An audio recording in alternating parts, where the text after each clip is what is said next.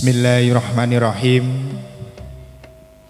Assalamualaikum warahmatullahi wabarakatuh. Nugroho miwah wilasanipun ingkang Maha Agung. Mugi anggung mandha wonten ing jiwangga kita sawegung waratin dumadi raharja niskala. Para sesepuh miyang bini sepuh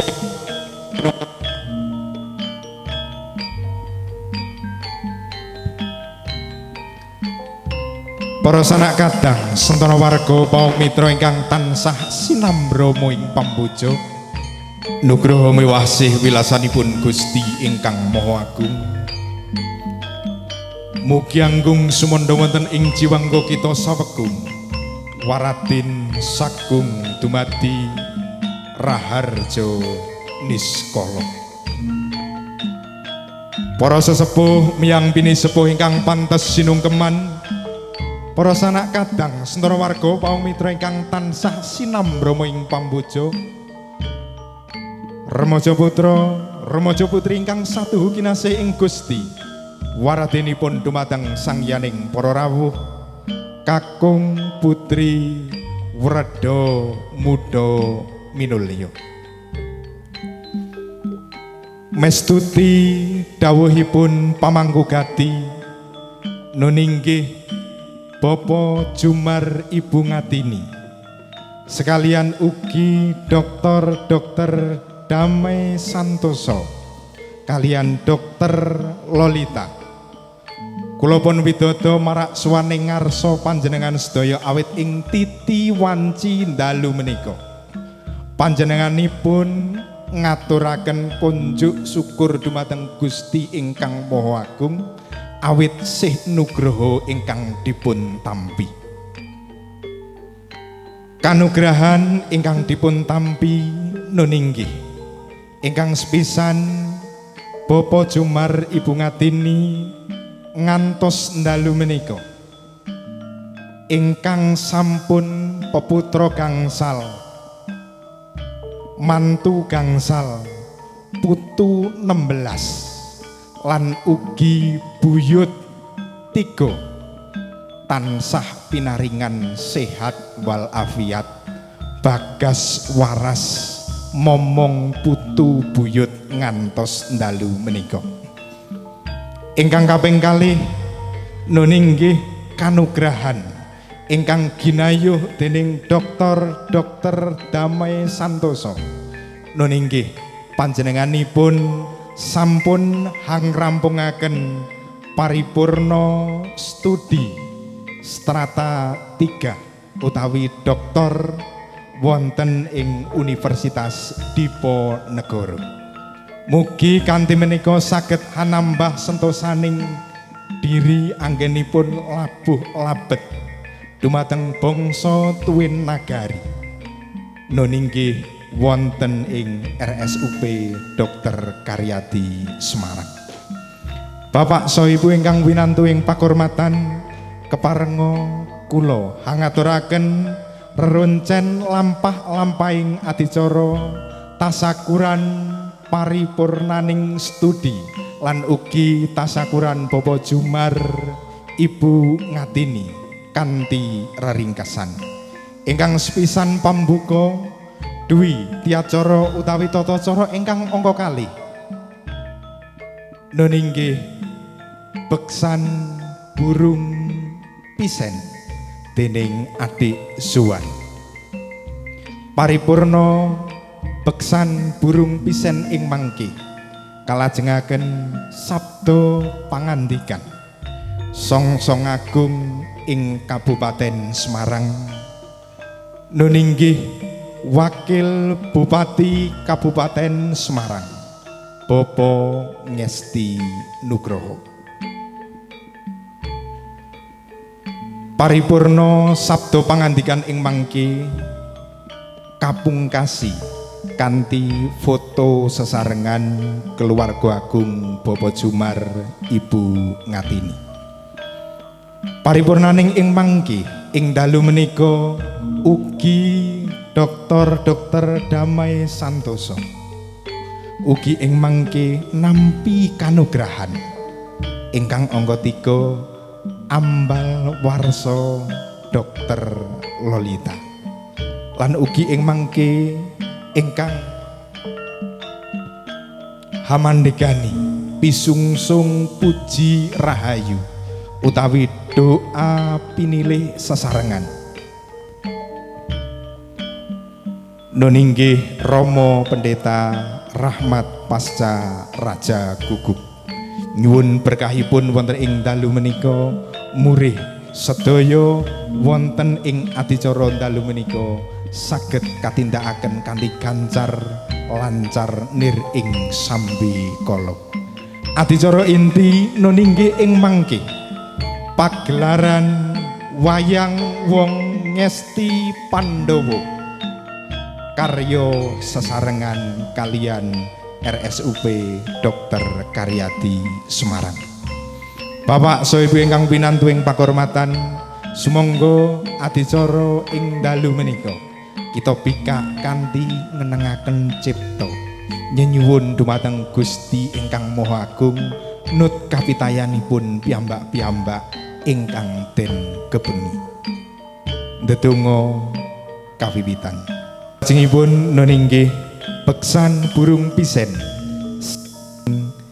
Adik Suwan Sugeng Amirsani.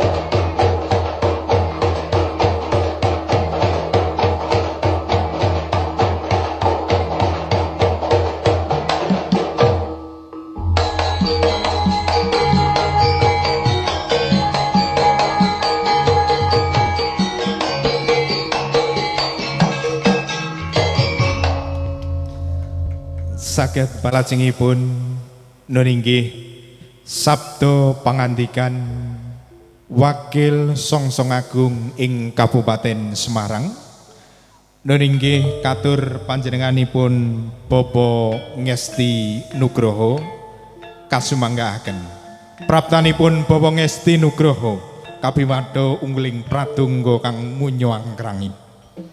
Bismillahirrahmanirrahim. Assalamualaikum warahmatullahi wabarakatuh. Mugi rahayu wilujeng saking sih welasipun Gusti Ingkang Maha Agung winantu sagunging karaharjan karahayun. Mugi tansah kajiwa kacarira kunjuk wonten ngasanipun sagunging para rawuh.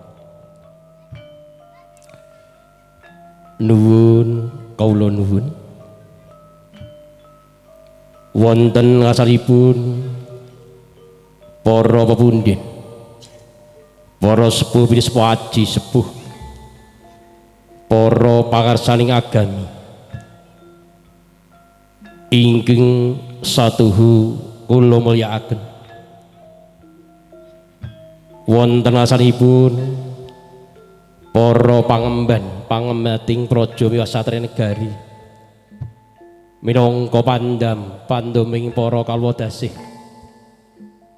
langkung-langkung kunjuk wonten asanipun Bapak mantan Kepala Desa Kopeng Nuninji Bapak Rebu Sarwoto, ugi panjenenganipun Bapak pejabat Kepala Desa Kopeng Nuninji Bapak Rinta Pramu Dinta, semrambah sedaya para perangkat desa ingkang rawuh ugi ingkang dahat kinurmatan.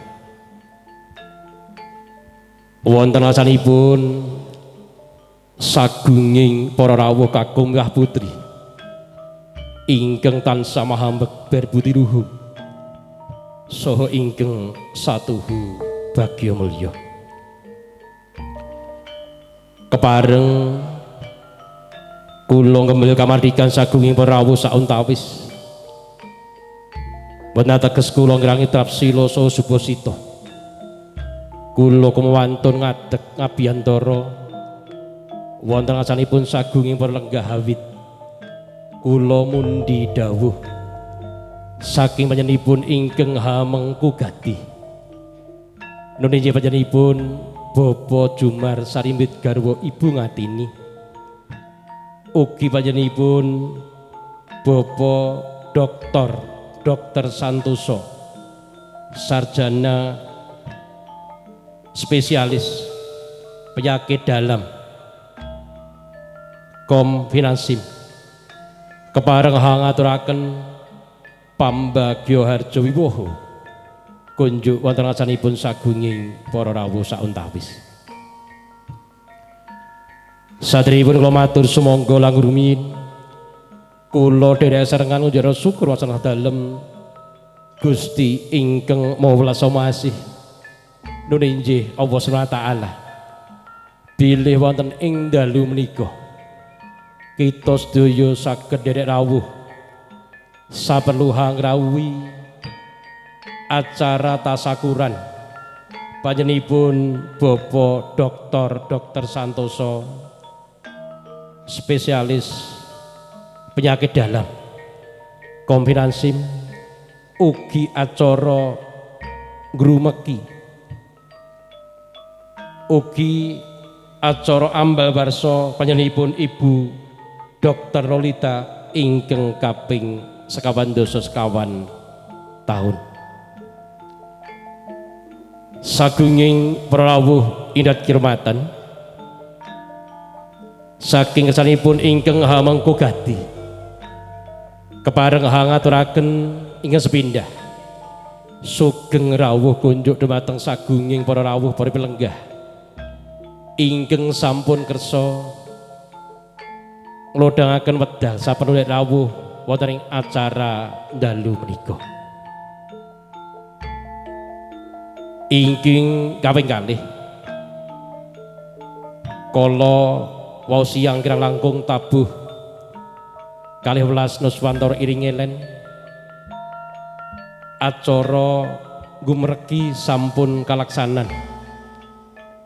Nuninggih panjenenganipun Bapak Jumar ugi Ibu Ngatini ingkang kagungan putra gangsal ugi putra mantu gangsal kagungan wayah 16 ugi kagungan buyut 3 ingkang jumlahipun sedaya wonten 29 piyantun.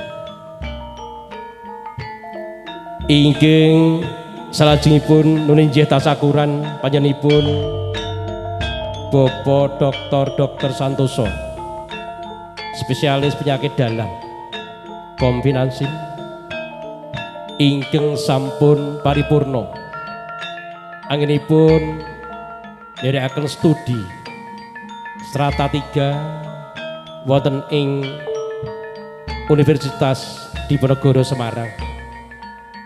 Samenika panjenenganipun Bapak Dr. Santoso, spesialis penyakit dalam ngasta wonten ing Rumah Sakit Umum Daerah Karyadi Semarang. Saking kasanipun ingkang amugati mugi-mugi panjenenganipun Bapak Jumar saha Ibu Ngatini ugi panjenenganipun Bapak Dr. Santoso, spesialis penyakit dalam ugi panjenenganipun Ibu Dr. Lolita tansah nyuwun gungan tungase pamuji panjenenganipun kunjuk dhumateng sedaya para rawuh mugi-mugi tansah pinaringan sehat walafiat tansah pinaringan yuswa panjang tansah pinaringan rezeki ingkang halal ingkang barokah saha tansah pinaringan ridhanipun Gusti ingkang Maha Agung Allah Subhanahu wa taala. Amin Allahumma amin. So inggih salajengipun saking panjenenganipun keluarga ageng panjenenganipun Bapak Jumar Sarimbit garwa dalah Baraya Agung tansah hangaturaken agunging panuwun ing tanpi pepindho kunjuk dhumateng para tangga tepalih dalah keluarga agung ingkang sampun paring sumbangsih ego partikel saha tenaginipun kagem lancar saha rancakipun acara tasakuran wonten ing dalu menika. Mugi-mugi amal kasenipun tansah pinaringan lintusih kanugrahan saking Gusti ingkang Maha Agung ingkang sak ageng-agengipun. Ingkang angka 3 saking panjenenganipun ingkang hamengkugati nuninggih Bapak Jumar Sarimbit garwa Ibu Ngatini ugi panjenenganipun Bapak Dr. Santoso, spesialis penyakit dalam ing mbok bilih anggenipun ngaturi rawuh hanampi rawuhipun sagunging para lenggah anggenipun atur pasugoto wonten kirang rena ing penggalih kepareng kanthi handap asoring jiwaraga nyuwun lumuting sih samudra pangsami ingkang tanpi winates. Ingkang angka sekawan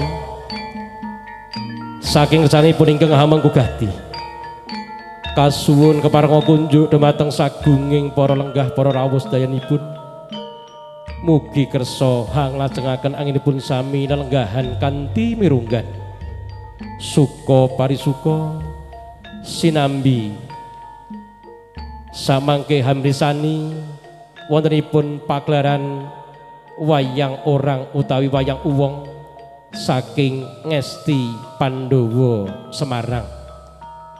Kleresan panjenenganipun Bapak Dr. Santoso, spesialis penyakit dalam ugi sakmangke badhe nderek hangregenaken wonten ing pagelaran wonten ing dalu menika amargi panjenenganipun Bapak Dr. Santoso ugi minangka anggota saking paguyuban wayang uwong utawi wayang orang Ngesti Pandhawa Semarang.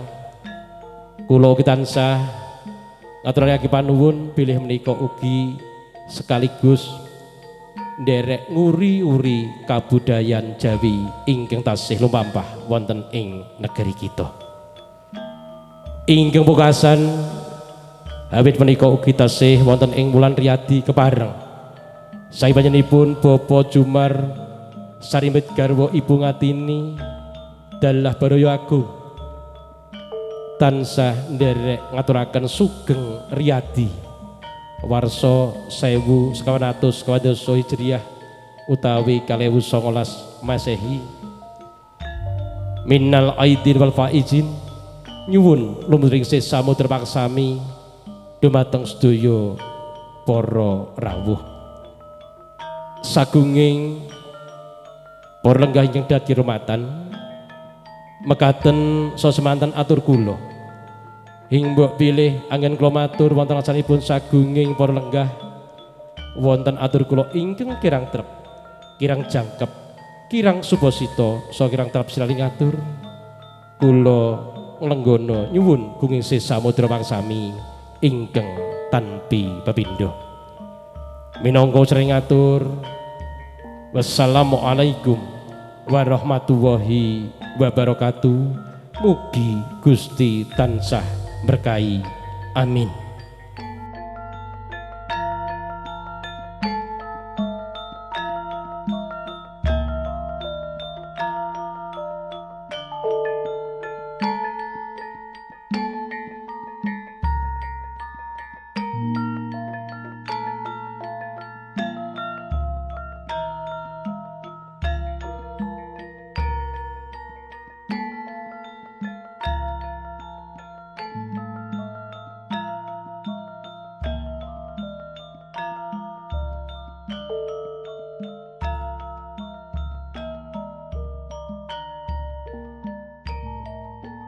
Ing salajengipun nun inggih adicara ambal warsanipun Dr. Lolita katur dumateng Bapak Dr. Santoso spesialis penyakit dalam ugi putra putranipun kasumanggaaken minggah wonten ing pepanggungan. Tes. Selamat ulang tahun buat istri saya tercinta. Saya berbahagia beliau hari ini bisa didandani wayang. Beliau hari ini sebagai Sinto, tetapi tidak main wayang. Jadi Sinto palsu tetapi cintanya yang sejati.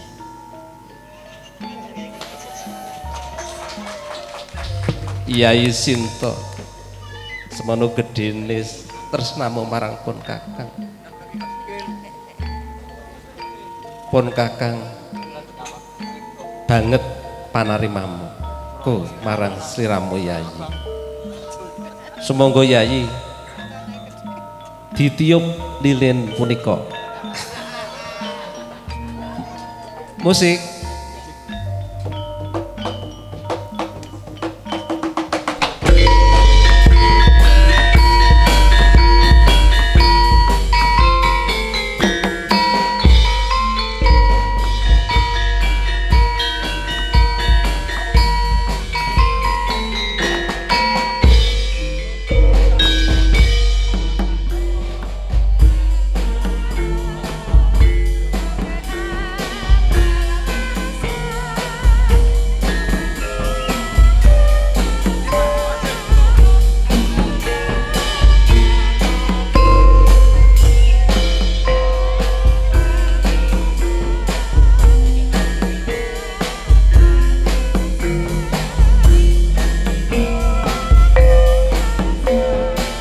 Silahkan kuenya di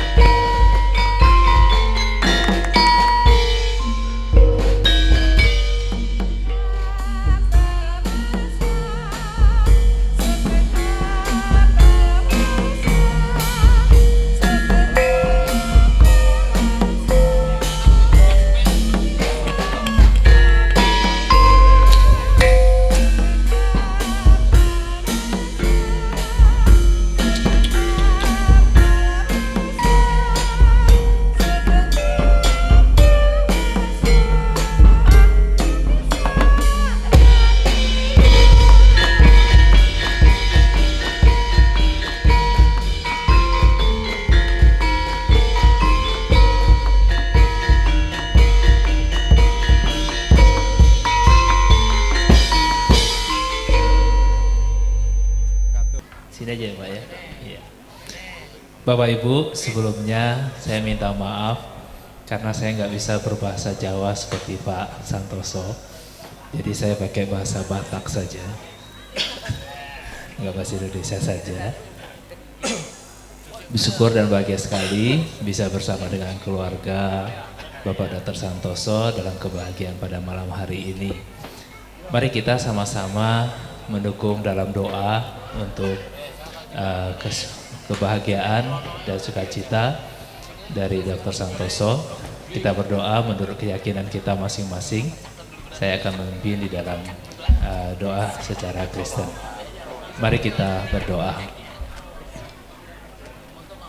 Allah Bapa kami yang di surga, junjungan kami dalam nama Yesus Kristus, pemberi kehidupan dan juga memelihara kehidupan serta mempercayakan kehidupan dalam berbagai peristiwa yang kami jalani hari lepas hari.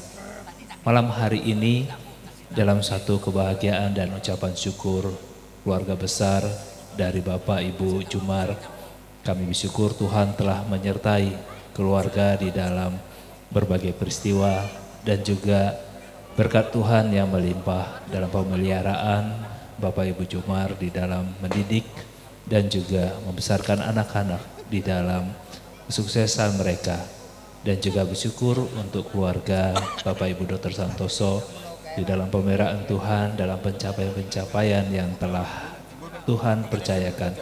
Biarlah semua ini dapat memberikan berkat baik bagi keluarga maupun juga bagi masyarakat di Kopeng dan di dalam seluruh kehidupan Bapak Ibu Dr. Santoso. Dan juga hari ini kami juga bersyukur untuk berkat Tuhan. Tuhan telah memberikan umur panjang kepada Ibu Lolita, Tuhan yang menganugerahkan kehidupan dan juga memberikan kesehatan dan kebahagiaan serta menganugerahkan keluarga yang bahagia. Tuhan telah memberikan keluarga, suami dan juga 3 anak yang Tuhan percayakan sebagai pelengkap kebahagiaan dari Ibu Lolita. Kiranya Tuhan dengan bertambahnya usia, bertambah juga hikmat dan juga bertambah berkat di dalam kehidupan Ibu Lolita dan juga dalam kehidupan keluarga Dr. Santoso. Terima kasih ya Tuhan, Engkau yang terus memberikan kepercayaan dalam pekerjaan dan juga dalam kehidupan berkeluarga. Tuhan memberikan hikmat dan tuntunan dan kasih sehingga beliau pun dapat mendampingi Dr. Santoso dalam melaksanakan tugas-tugasnya dan juga membantu anak-anak di dalam pertumbuhan iman dan juga masa depan mereka. Juga Tuhan sertai dalam pekerjaannya. Terima kasih ya Tuhan, kami bersyukur untuk pemeliharaan dan penyertaan Tuhan. Dan juga kami serahkan untuk acara ini, Tuhanlah yang menyertai dan Tuhan memberkati sehingga kebahagiaan syukur dari keluarga Bapak Jumar dan juga Dr. Santoso dapat kami rasakan dan juga membahagiakan kami yang hadir pada saat ini. Terima kasih ya Tuhan, inilah doa kami dalam nama Yesus Kristus hamba-Mu berdoa. Amin.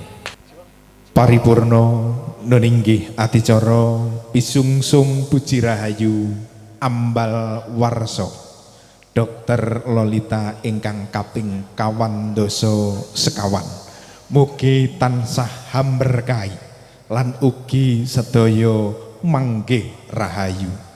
Bapak so Ibu ingkang winantu ing pakurmatan, adicara salajengipun nuninggih pagelaran wayang wong ngesti Pandhawa kanthi lampahan brubuh ngalengka Prabu Rama dening Dr.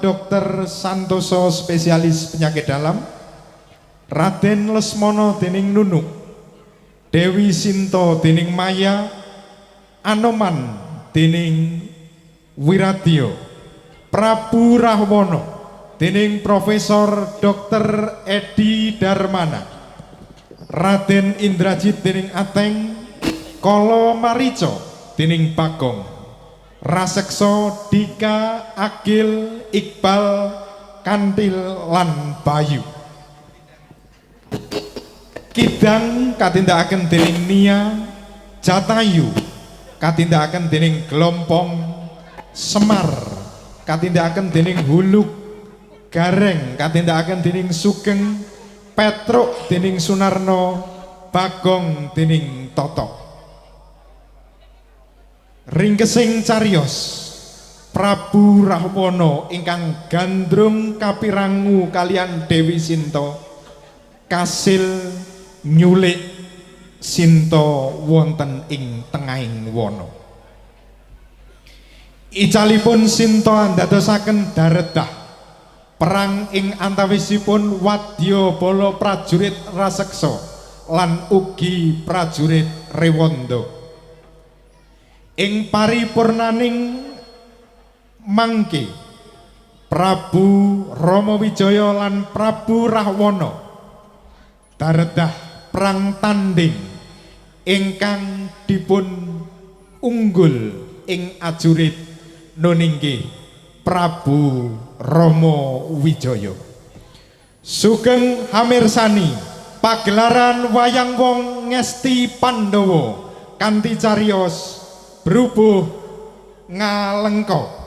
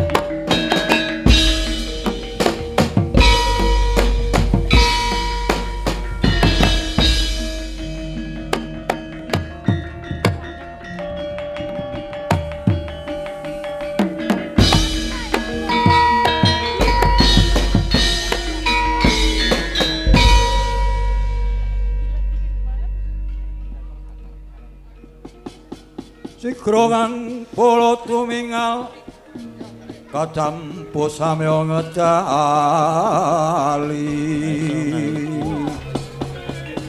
lir tatet wilating koton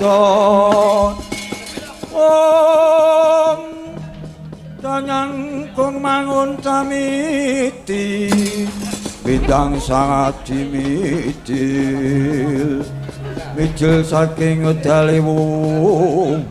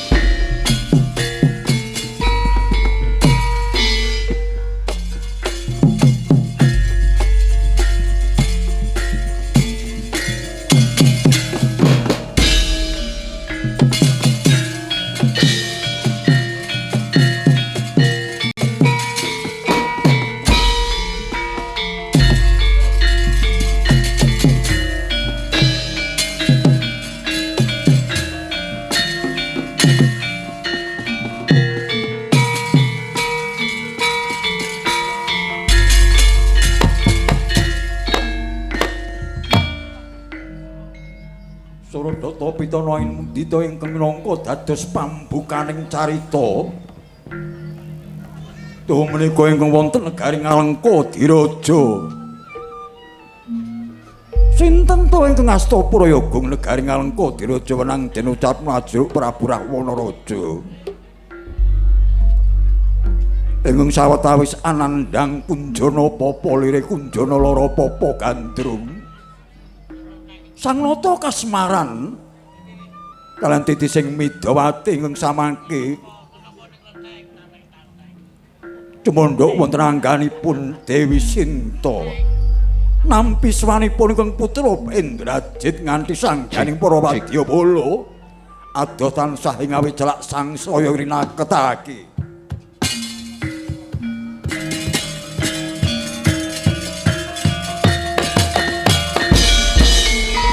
Lolonging driya mangungkung andwari manglena tanpa kanin yen tanamu tusa sang sri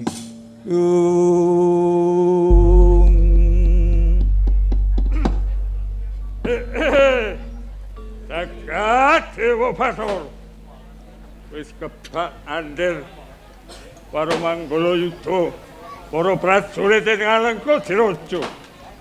Jet ananung praja Alengka Diraja.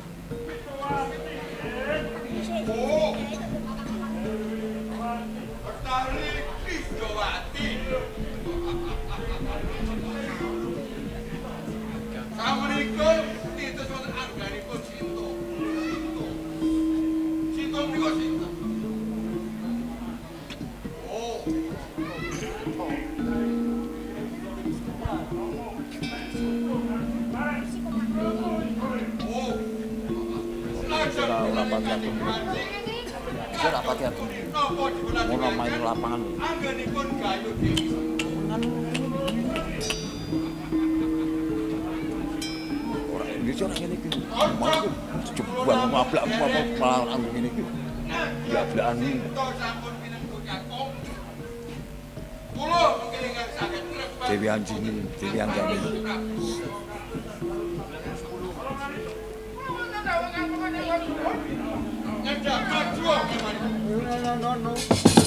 Sikro kang para tumingal kacampu samya ngedali Leradit wileting kodo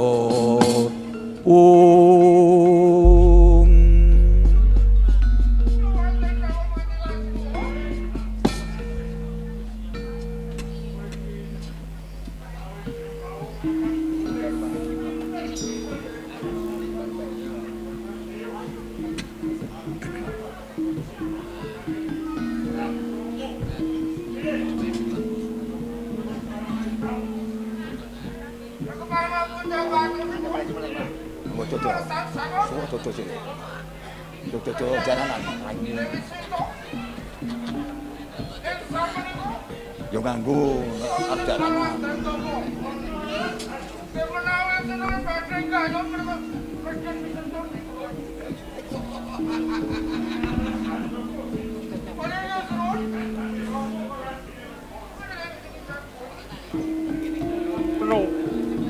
Oleh gampangnya ngelaku, coba piye carane semono karo semono nyingkir sebab Sinto.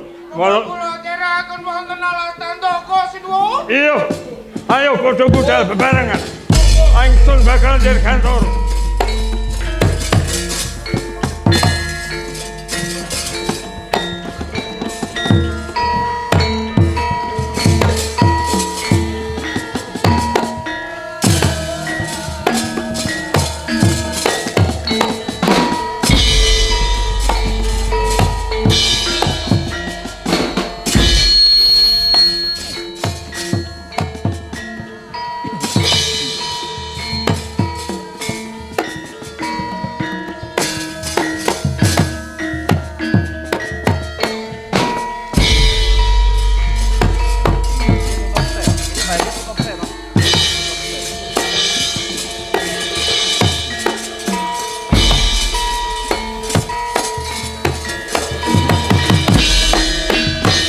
Sang pate sikro mranata baris nyawiji kumolong kampya kumrekut lampahing pinarung krapyak matangan katik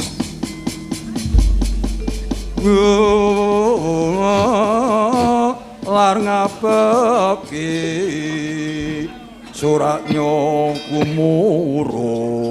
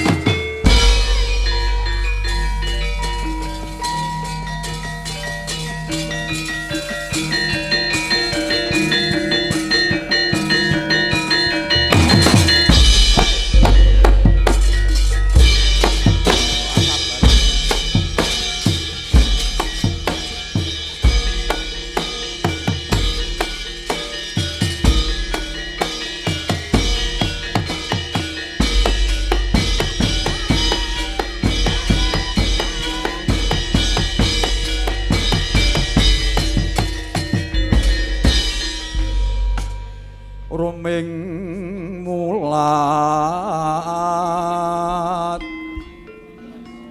ruming cekar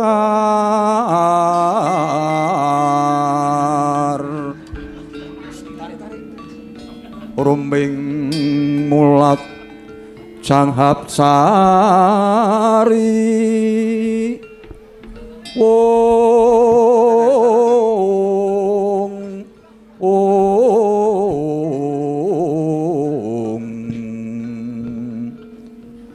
ruming mulat prohap sari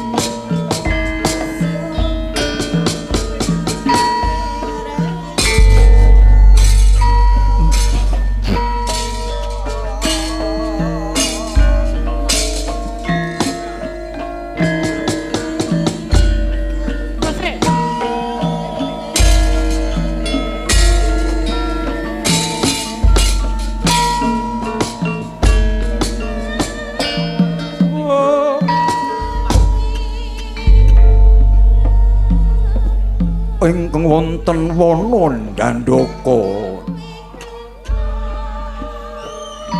ana satriya ingkang namur sudra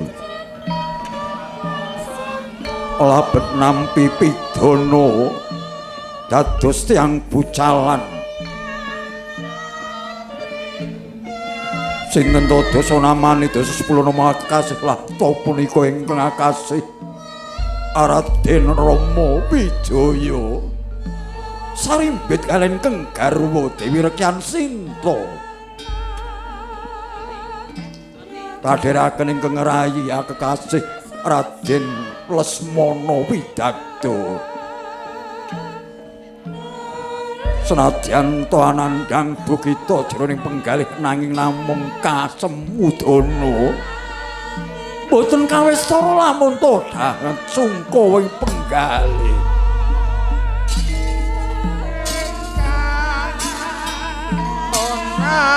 neng jroning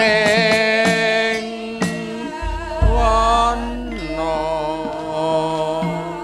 sang Rama Ragawa kang nandhang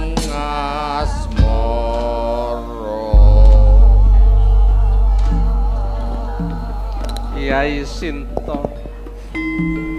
wonten dawuh Kakang Mas Regawa mestine sliramu ora perlu nderek marang pun Kakang ana alas Dandaka kene. Inggih Kang Mbok paduka menika putra-putrinipun Nalindra mboten prayogi nahe paduka ngantos kedarang-darang wonten ing satengahing wana Kang Mbok. Kakang Mas Regawa lan kowe Yayi Lesmana aku tetep bakal tuturi dumateng paduka Kakang Mas. Aduh Yai Dewi Sinta semana gedene tresnamu marang pun Kakang aku banget panarimaku prasasat dereng ngantos rampung dinya sarembak Raden Rama dalasan Raden Ayu Rekyan Sinta kasarupana buron wana wujud kidang kencana ingkang damel mursuh penggalih Sang Sinta satrigra nedhi ambujung sang kidang kencana.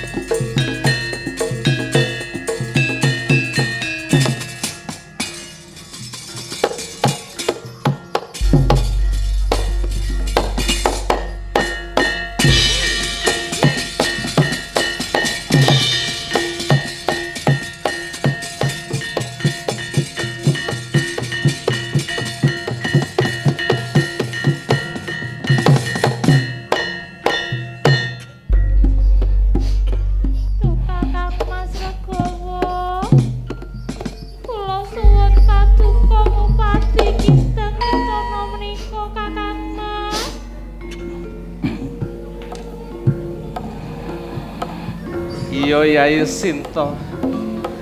Yen mancen mengkono panjalukmu, pun Kakang bakal ngupadi Kidang Kencana. Yai Lesmana, Kula Kakang Mas.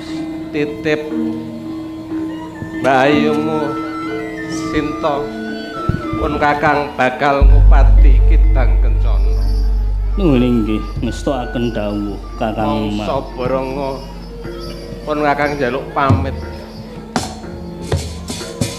Ingkang atos-atos nggih Kakang Mas.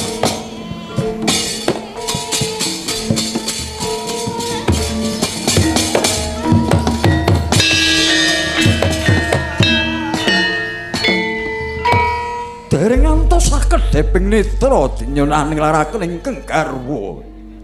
Kadadak lamat-lamat wonten swantena sambat ingkang mirip kaliyan Raden Rama. Oh iya, tak cukup panas.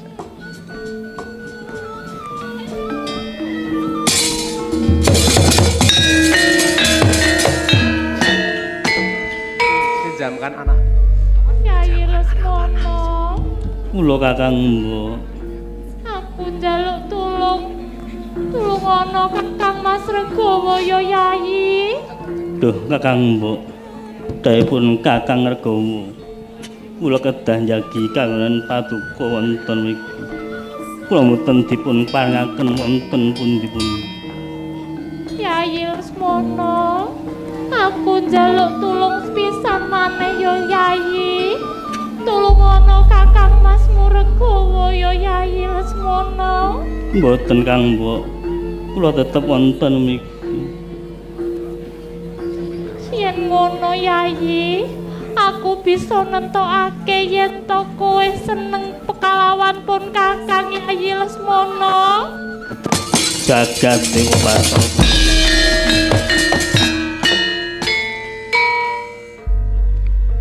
Kakang Mbok. Mboten pisan-pisan. Semekaten. Menawi pat mboten pitados.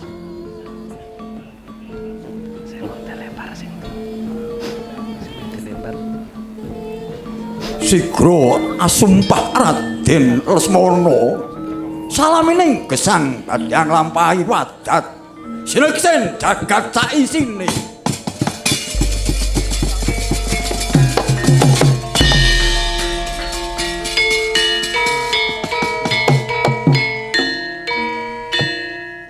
Sineksenan jagat sak isine. Aku Raden Lesmana Widadu. Sumpah wadat tanpa krama.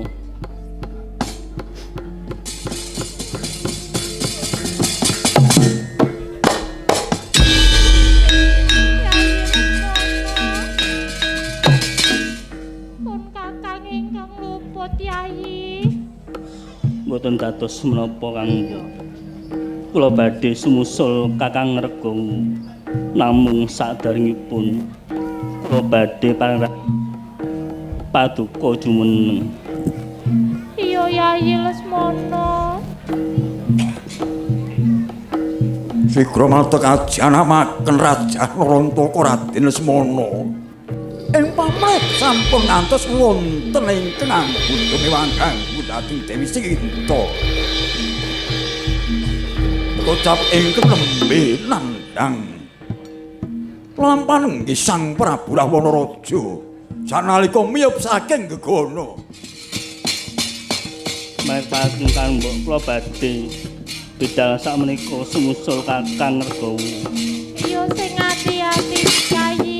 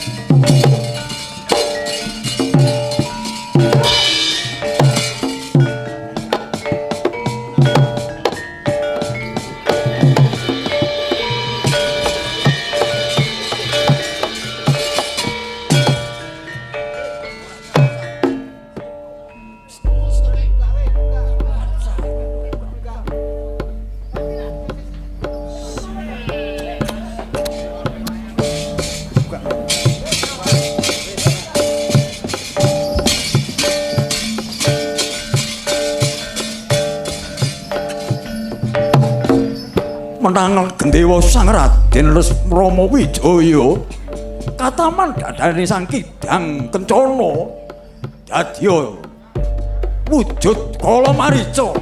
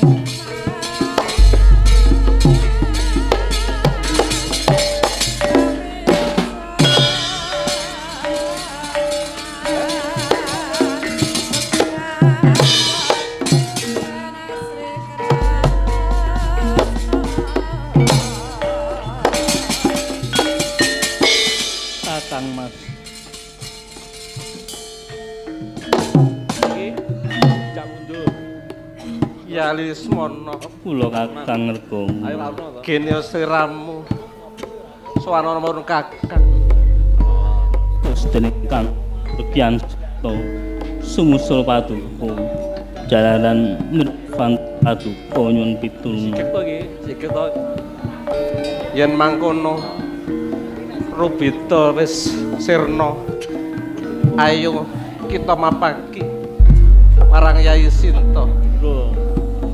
Sigra mrapeki unggiyane Sang Garwa Rekyan Sinta kados menapa kagiyating penggalih Raden Rama dupi mangertos ingkang garwa boten wonten ing papan dawah Kapidara.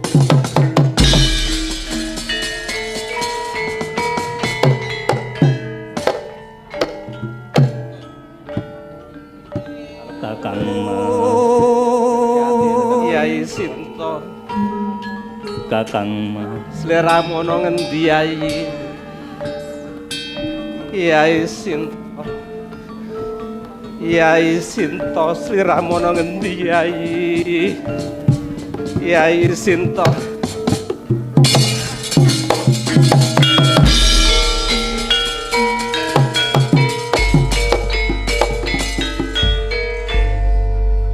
pancine wis nganti goro-goro.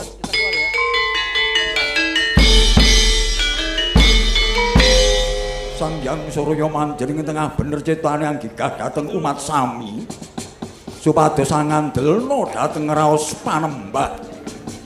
Senadyan katana tasih wonten titahing dewa ingkang raksara dhateng ukuming agami. Mila nuwaken goro-goro siapeng ponang goro-goro jemudeling repat pono kawan catur. Pakai ini aja. Pakai ini aja. Lagi-lagi ya. Pakai.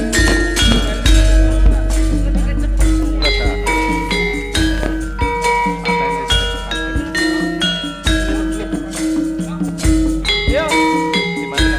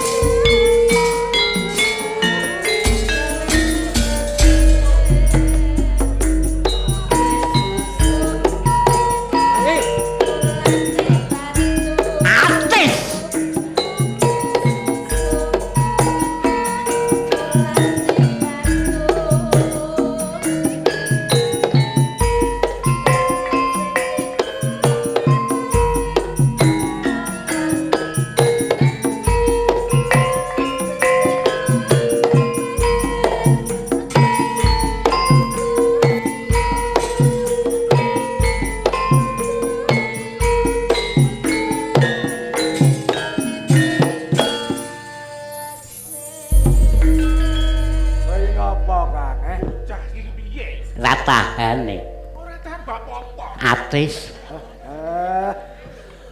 Entuk 250 kerokan 300 iki lho. Kowe bodho. Lah piye? Nek atis kuwi malah kudu kanggo gerak. Ya. Yo. Tangi.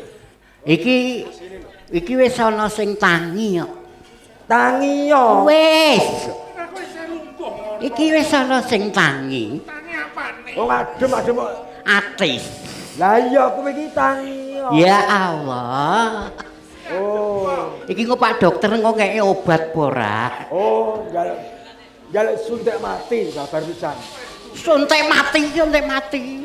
Iki ado-ado dedekake kok. Sambat. Ora sambat piye? Aja sambat. Kok iso? Iki dina sing becik. Iya. Manane sing sepisan. Iki syukuran. Tasakuran. Ya, Dokter Santoso. Dokter Santoso. Dame Santoso. Sama sampai Santoso. Kowe wis dokter spesialis penyakit dalam, saiki wis dadi dokter S3.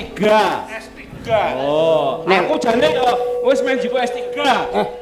Nang S1 pilek aku kok. Kandhane apis. Lho ngono. Dokter Dame Santoso iki ya betah-betah S3 iki lho.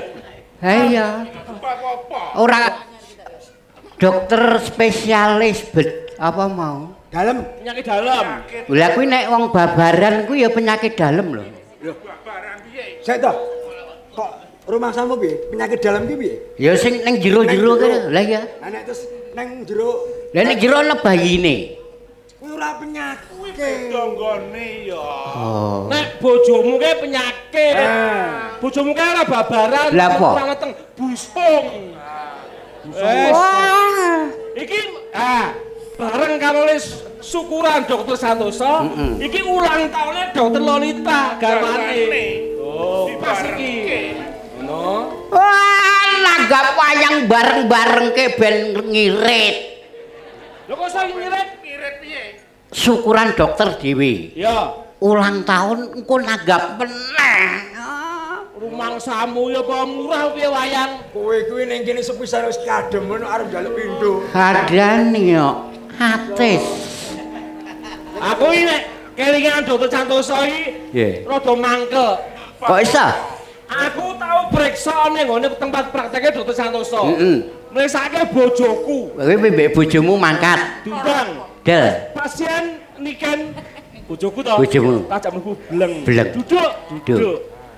Ibu masuk kamar. Wah, aku didekan aku. Lho kok diperiksa, diperiksa. Bojoku kok mlebu kamar iki. Diperiksa kuwi mesti. Pancen nggone ning jero. Lho nek dhewe apa-apa. Dokter Santoso malah mlebu. Bleng. Wis, ning kamar bojoku karo Dokter Santoso piye rasamu? Perasaanmu piye? Lho kuwi Sik to. kudune Nek wong nek ora dokter ora kena mlebu. Nek sing mlebu kono kudu dokter. Ane aku bojone melang-melang to. Bareng tak rungokke Dokter Santoso muni ngene, "Yo dibuka bajunya." Lho, piye? Webar kowe. Bojoku buka bajune. Kowe ngrungokne kon jaba. Iya. Bu, rada medhon lho. Wis Pak dokter sesuk nek ngono mbok ajak-ajak. ngawur ae. Ajak-ajak buka ku lho. Bojoku ning jero diutek-utek tanene. Kok padake apa bareng metu blengi njaluk bayaran aku. Lho, sing diutek bojoku aku ora malah bayar. Kudune dhek sing bayar kok ya. Dokter Santoso sing bayar. Lah bojoku diutek-utek aku bayar. Ya kudune aku njaluk bayaran di. Sing dokter kuwi mriksa penyakite bojomu. Enak men mriksa, aku ora tau mriksa kok. ora tau periksa piye. Ampuh kowe bener ora tau mirsa wong mong. Lah iya. Kon rada medun sithik ora tau kok. Medun nang ndi? Kuwi mau. Lah kok Jaga sok Bagong. bareng ngono iki ngomongi penak men to. Piye? Sakit apa, Dok? Oh ini panas dingin. Opera mencela-mencela kuwi. Lho, pun panas badanmu ini dingin. Sing ndi? Panas dingin. Panas dingin. Mbok panas ya panas, dingin ya dingin. Ngono kok S3. Wis Panas dingin iki piye? kuwi penyakite kaya dening demam. Nah, Kalau panas Kok ya apa ngerti penyakit ngandani? Anu lho, penyakit sing ora anu ngapusi Piye? Penyakit ngapusi ana. Apa penyakit kok ngapusi? Ana. Apa? Kencing manis. Kencing manis. Lho kuwi ana. Oh iya ngapusi kuwi. Ngapusine bab piye? Jajalan ana manis. Kencing manis. Sing dijajal Kowe sik wae sing jajal. Jalane kencing manis. Jajalan nek manis. ana penyakit sing iso madangi. Apa? Disentri. Ku disentri. Aku ya penyakit ngapusi. Penyakit. Aku arep budal rene iki ngono lho. Aku tuh lek iki wayahe bodho. Heeh. Ya lah. Wulan riyaya. Lah bojoku, anakku, putuku, mantuku bali desa. Oh, mudik. Mudik. Aku neng omah dhewe. Omah ya. Digaweke lontong apa ki opor karo sambel goreng. Wah, jenengamu no iki. Ya lah. Senengamu. Gaweke panci sak gedhe, panci gedhe. Dititipi mbek bojoku. Ya. Pak, engko nek bar dahar, nek sore karo esuk dingeti ya. Oh bener. Ben ora mambu. Ben ora mambu. Ben awet. Ben awet. Bojoku bali aku seneni kok. Lho bisa seneni. Jane welinge kon ngeti. Kowe lali kowe lali. Nek bar dahar, Heeh. sambel goreng mbek opor dingeti ya, Pak. Tak keke meja tak ngeti terus. Mampu. Aku seneni. Oh, wong petok iki. Sing kleru penampa kuwi kowe. Lah ya bener ah. Bojoku muni piye? Dingeti. Dingeti lah ya tak keke meja tak ngeti ngene iki. Iki jane ning opane to kok tekan ngeti ya. Tegese iki dingeti iki di lho tangan pompon kae lho. Ben dipanasi. Ora eneng muni dipanasi dingeti. Lumrahe ya. Heh. Nek wong elek ki pinter. Lah ya. Wis elek bodoh. Sapa? Aku yo elek pinter. Aku tanggung jawab. Tanggung jawab piye? Jenenge bapak. Lah iya. Sak omah ra iso madang to. Ora mangan margo jangane mambu. Tak tukokke gorengan. Pas to. Aku metu ning warung. Ya. Wong dodol gorengan. Gorengan iki 2000 pira? 2003, Pak. Murah piye gorengan 2003 kok? Ya murah. Saiki wis 2000 pira? 19. Nek 2003 pira wis bosok iki. Lha cak goblok iki. Iki ngelmbok gorengan apa taun? Aku jenenge wong lanang tanggung jawab. Tak tukokke gorengan. Aku takon, "Gorenganmu 2000 pira?" 2003, Pak. Ra sida tak tukokke. Gorengan 2003 ki saiki wis 2019. Apa ora wis bosok iki? Sesuk tuku gorengan sing 2021. Sisan. Ora entuk nesu. Kasuwe iku. Goblok iki. Tasakuran. Tasakuran. Umpamane nek Dokter Santoso kuwi nek tasakuran bahasa dokter kuwi apa kuwi? Anniversary. Ngawur e. Apa? Jenenge Lolita bojone kok Ani. Lolita. Iki nek agamane Pak Santoso. Kuwi jenenge anniversary ngono kok. Kowe aja ngapusi to, Dul. Jeneng ngajak kok ditemplung. Piye. Nek awake dhewe agama Sik. Awake dhewe iki nek sikile melu sapa, sirahe melu sapa? Awake dhewe mbek sirahe. Lah sikile. Adane aku yo bingung kok.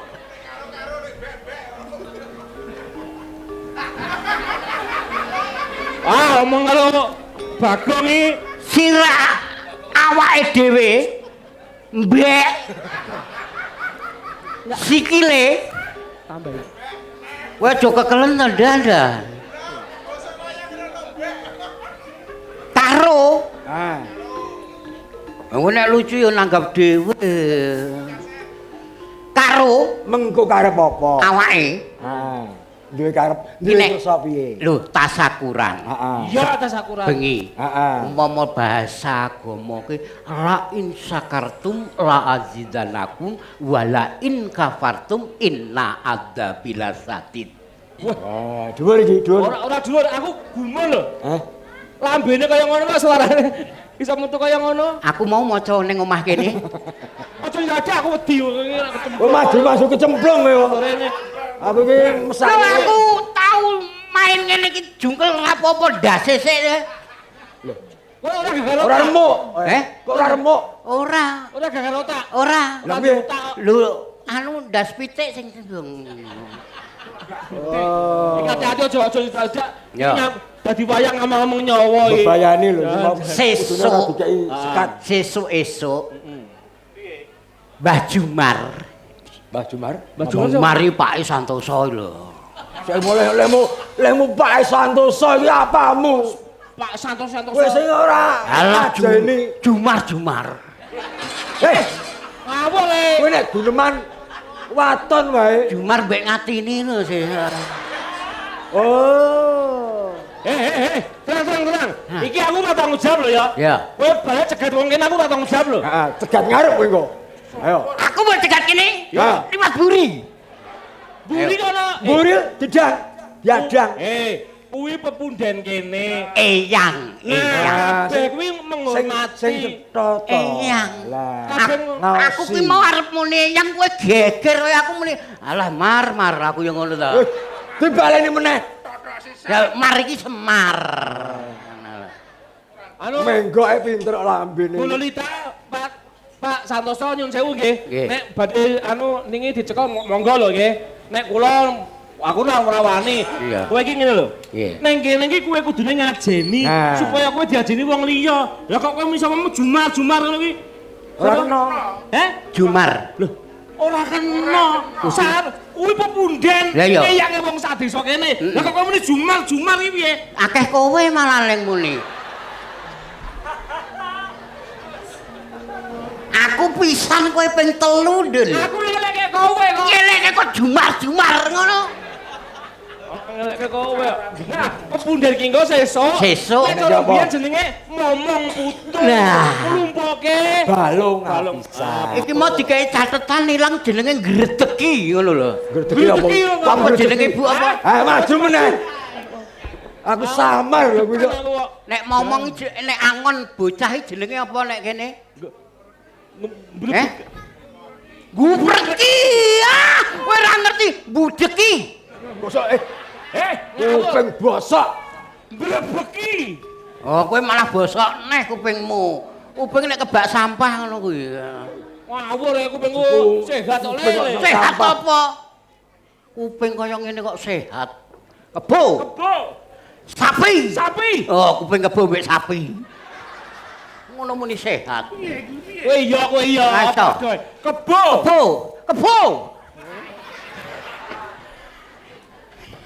Terus iki mau apa? Aku ora apa-apa kupingmu selen. Kuping sikilmu selen. Sikil selen piye? Lha kuwi sikil selen iki piye? Kil yo tengen mbek kiwa. Ora. Iki sikil apa?